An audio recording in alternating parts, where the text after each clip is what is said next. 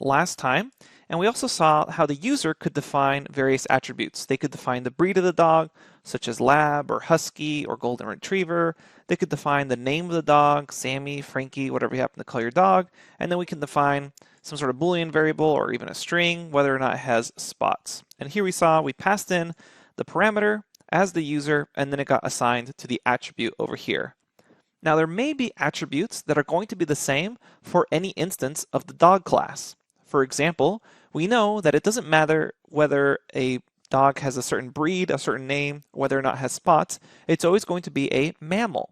So something we may want to do is have an attribute be defined at a class object level. Instead of having the particular instance always say that the dog is a mammal, instead we'll define an attribute above our init method here. So above this special method at the very start, we can define what's known as a class object attribute. And these are the same for any instance of a class.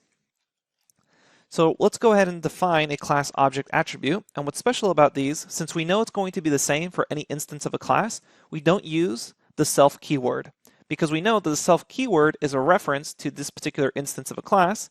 But since the class object attribute is the same for any instance of a class, we can just say something like the species attribute is equal to mammal.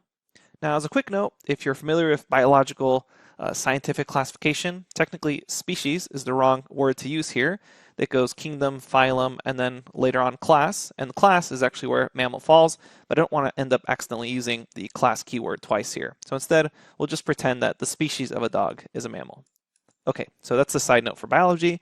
But basically what we have here, back to Python, the class object attribute is going to be the same for any instance of a class. So let's test out this theory. I'm going to add this class object attribute. Again, note how I'm not using the self keyword because it's going to be true regardless of the instance. I rerun that cell, and if I call dog again and do shift tab, I still only need to define breed, name, and spots. So let's say the breed is again a lab. We'll say the name, the name is equal to Sam, and spots, we'll say false, Sammy doesn't have spots. So I rerun this, now I have my dog ready to go. It's still a dog, and if I look at .tab here, I can see breed, name, and species.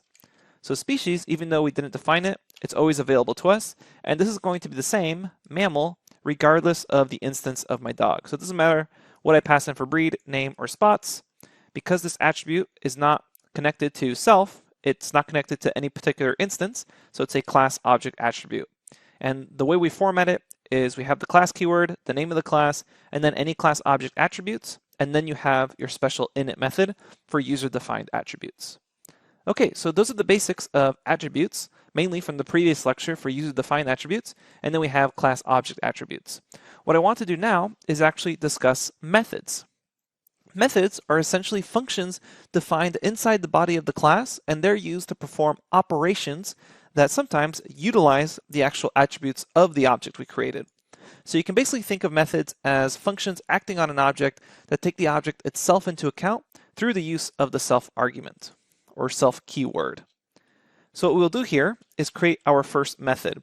So again, methods, unlike attributes, are more like actions. So these are operations / actions, and we can think of these formally as methods. And they basically look like functions inside of a class. And a lot of times beginners ask me, hey, what's the difference between a function and a method? Basically, a method is a function that is inside of a class that will actually work with the object in some way. So let's define def, and let's define an action for this dog to take. For example, maybe our dog could bark. And what we're going to do is say self, that way we connect this to the actual object so the dog can bark. And what's going to happen is when you call .bark on the actual dog instance, it's going to print something. And let's have it print woof. And let's go ahead and delete the name. Well, let's delete the spots attribute, so we're not dealing with so many attributes here. I'll delete spots here as well, and I'm going to rerun this. So we'll rerun this cell, and now if we take a look at my dog, Shift tab here, it only needs the breed and the name. So let's define a breed for this dog again. We're going to say lab. Notice now I'm not bother passing the actual argument name there and just putting them in order. And then the next one was the name of the dog.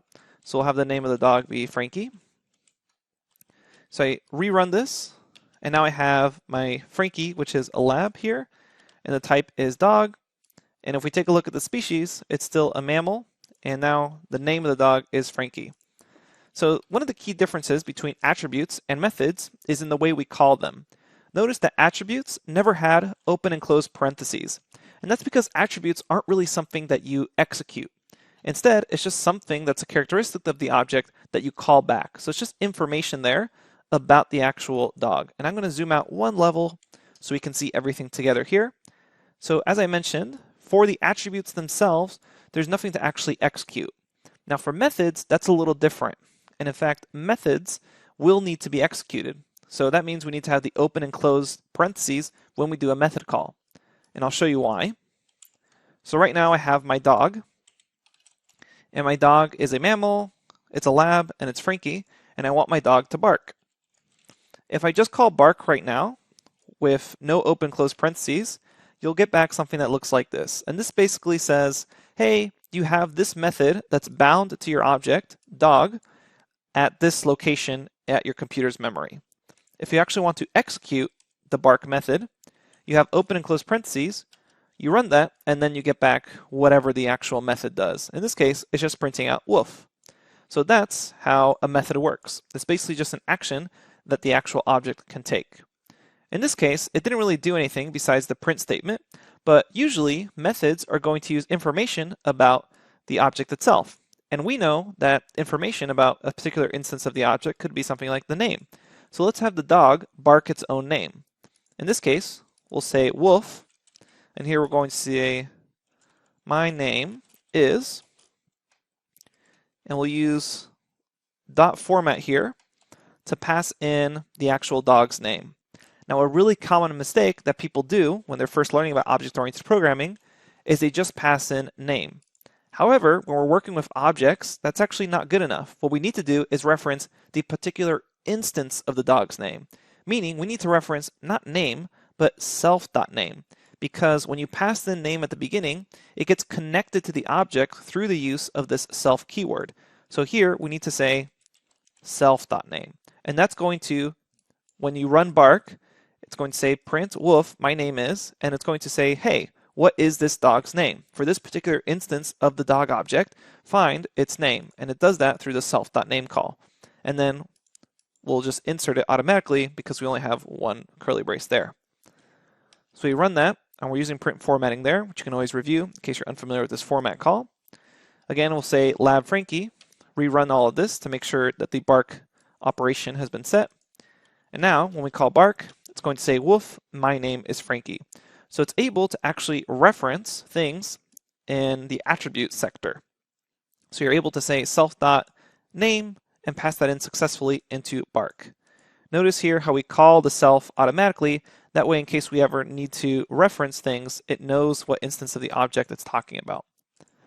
Now, methods can take outside arguments, so we can pass it some other argument here. So we could say pass in some number. So what we could do here is when you call bark, you need to pass in some number. So we'll say woof, my name is blank, and the number is, and we'll say comma number. So note the difference here. I'm no longer saying self.number because number is already being provided for us when we actually call bark. So that means we need to actually pass in a number call. So I'm going to again rerun everything to make the changes to bark here. Rerun lab Frankie, rerun this, rerun that, and now my dog, if I hit tab here, it has bark, breed, name, and species. So what we're going to do is call bark. And if I just call bark like this, so let me zoom in very quickly. Let me delete the old line here. So if I just call bark like this, I'm now going to get an error. It's going to say, hey, bark's missing one required positional argument, number. So now this method is expecting some sort of added argument, number, because when this dog barks, it's going to say its name and the number you passed, because I'm passing it in here with number. Again, note here now I'm not using self.number because the user is provided that. It's not referencing some particular attribute for that instance of the class, like the breed or the name. So let's give it a number to bark for us. We'll say 10. Run that, and then it says, woof, my name is Frankie, and the number is 10. And those are the basics of using a method for a class. You say def, the name of your method. Notice now we're using lowercase, so it follows the conventions of a normal function call, except it's inside of a class. And then you pass in always the self keyword, and then you can work with other attributes by referencing them in a self.manner, or you can pass in new arguments that the user provides and reference those as well, no longer needing the self call because it's not connected to a particular instance of the class. It's just something that the user provides for you when they make the call. Okay, so we went over methods right now. I'm going to start a new class just to really drive the point home. So make a couple of new cells here, and I'm going to create a class called Circle. So my Circle class, let's give it a class object attribute. And remember, a class object attribute is something that should be true when you have any instance of the class. So for example, I know that pi is going to be equal to, more or less, 3.14, no matter how big a circle is. So I will set that as a class object attribute. So regardless of the instance of a circle I make, I will always be able to reference pi up here as 3.14. So now we create our init method. This is a special method. We always pass in self. So it's very common to forget that when you're first starting to work with objects, but you always pass in self. And now whatever we need to define a circle. So an argument we may need to define a circle is a radius. And just like when we learned about functions, we can actually provide default parameters here. So we'll define a default parameter of 1. So that's a default value for the radius. And I will say self dot radius is equal to the radius that was passed in. And then I'm going to make a method here. So now we have our method. And we'll say this method is called getCircumference. And what this does is it has in self, so it can reference the particular instance of the object. And it's going to, no, I'm returning it. I'm not printing it out. I'm going to return the actual circumference of the circle. So if you do a little bit of math, you know that circumference of a circle is the radius of that circle times pi times 2. So 2 pi r is the circumference of a circle. I run that, and let's create an instance of the circle. So I can say my circle is equal to circle. And then when I call my circle here and hit dot, tab, I can have get circumference, and I can actually see here I have pi, and here I have radius. And I actually spelled circumference wrong, but let's actually fix that real quick. Circumference. Now I rerun this, rerun circle, hit tab, and now I see get circumference, pi, and radius. So let's call pi, see what happens. We get back 3.14, makes sense, it's a class object attribute. It's an attribute that's going to be the same regardless of what instance of the class. Then I'm going to say my circle dot, and let's call it radius, and it's 1. So why is radius 1? Because that was the default value I provided up here. What I could have done is provided another value for radius. Let's provide maybe 30 for radius here. And then it would have just overwritten default value. So then when I call radius again, after rerunning that assignment, I have 30. So you can have a default value here, and you can always overwrite it. Okay, so now let's see what happens when we call this method. We'll call my circle, and I will get the circumference, open close parentheses, run that, and it returns back the circumference. In this case, 188.4. Now those are the basics of methods, and I want to come back up here and show you a couple more things that you may consider when working with object-oriented programming. One thing to consider is that if you have an attribute, it doesn't necessarily have to be defined from a particular parameter call. So for example, I can create an attribute for the area. So a circle can have an area attribute, and I can say self.area is equal to the radius that's passed in times the radius that's passed in times pi. So pi r squared is the area of a circle. So I can say self.pi. And now I will have an area when I define the circle. So I can say circle 30, my circle.pi, radius, and if I call my circle here and ask for the area back, I get back the area of that circle. The last thing I want to point out is because this is a class object attribute, I actually have two ways of calling it. I could say self.pi because self references a particular instance of this object, or something people sometimes like to do is actually say circle.pi if it's a class object attribute. So if it's a class object attribute, you can reference it in this manner, which is the name of the class and then the attribute, because you know this is going to be the same regardless of the instance of the class. So you may see it this way as well. And sometimes programmers prefer it this way because if you're reading someone else's code, it's very easy to see down the line, oh, this is a reference to a class object attribute. So it may be obvious here because our class is smaller, but you can imagine if we had hundreds of methods, instead of saying self.pi here, it might be nice to say circle.pi. That way when you're on line 101 or whatever it is, you can see here, oh, they're referencing a class object attribute at the very top of this class. So you run this and you'll get back all the same results. It'll all work exactly the same.